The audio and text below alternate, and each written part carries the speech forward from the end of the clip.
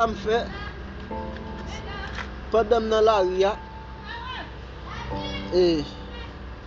quand y a là si je jeune homme qui passe en machine ou belle mettre le camper quand y a là trois louer dans même nan une courasier machine nan et puis mon nan gen doit ba mon 10 gouttes belle ba mon 25 gouttes mais comme ça tout gen nan yo men gen ça kon ba 25 gouttes 50 gouttes mais gen nan yo tout ça kon fait moi c'est voyer de l'eau sale sur moi et ça fait pour moi pendant ce temps yo pas connaît si son professionnel moi c'est juste parents men si parents bat moun men parce que m'ba tap dans toute ça mi là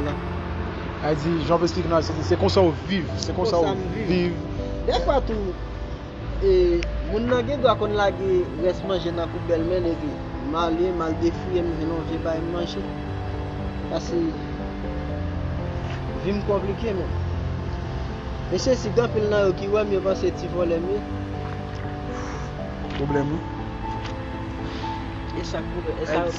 c'est à trois là même à trois là oui en bien m'kaido bon ouais sous tes ka fond ba moi parce que t'as vraiment bon je pas mettre à genoux parce que bien mettre à genoux non plus lever mon cher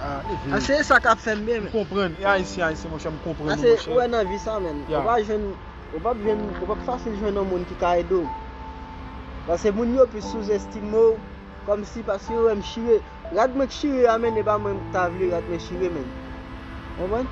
m'pas ta vle ça arriver mais obligé mais